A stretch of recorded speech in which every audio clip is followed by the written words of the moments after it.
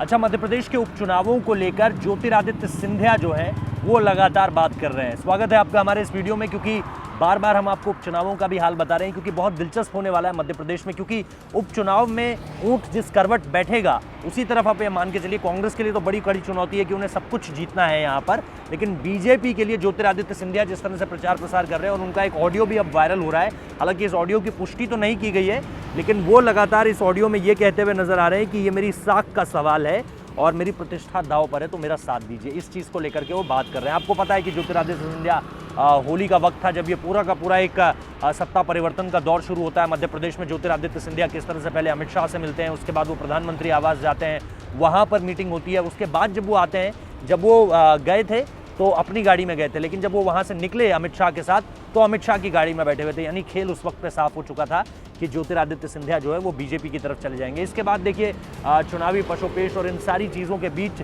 जिस तरह से हो हंगामा शुरू हुआ, जिस तरह से सियासी निशाने साधे गए, उन सब के बीच अभी उपचुनावों की तस्वीर सामने निकल कर आती है। क्योंकि बीजेपी को अगर अपनी सरकार बनाए रखनी है राज्य में, तो ऐसे में इन उपचुनावों में जीत बहुत अहम है। और इसीलिए सिंधिया जो है वो अलग अलग जगह जाकर बहुत एक मैराथन रैलीज कर रहे हैं और इन रैलियों में बार बार एक ही बात कह रहे हैं। हालांकि जैसा मैंने पहले भी आपको बताया कि जो ऑडियो निकल कर आ रहा है कि मेरी प्रतिष्ठा दांव पर है, मेरा साथ दीजिए, बीजेपी को चुनिए, ये सारी की सारी चीज़ें जो है वो अब कहते हुए नजर आ रहे हैं। हालांकि जैसा मैं पहले भी कह रहा हूँ कि इस ऑडियो की पुष्टि तो नहीं हुई है, लेकिन इन सारी चीज़ों के बीच एक बात साफ है कि ज्योतिरादित्य सिंधिया के ऊपर दबाव बहुत ज़्यादा है। अगर ये ऑडियो सही है तो ऐसे में उनके ऊपर यहाँ पर फुल रिजल्ट लाने का दबाव बहुत ज़्यादा है, क्योंकि उनको बीजेपी में लाने से फ़ायदा क्या हुआ वो यहाँ पर दिखेगा। और अगर वो यहाँ पर अच्छा करते हैं तो फिर आगे अपनी सियासी ज़मीन को और मजबूत करेंगे, खासतौर पर मध्य प्रदेश को देखते हुए।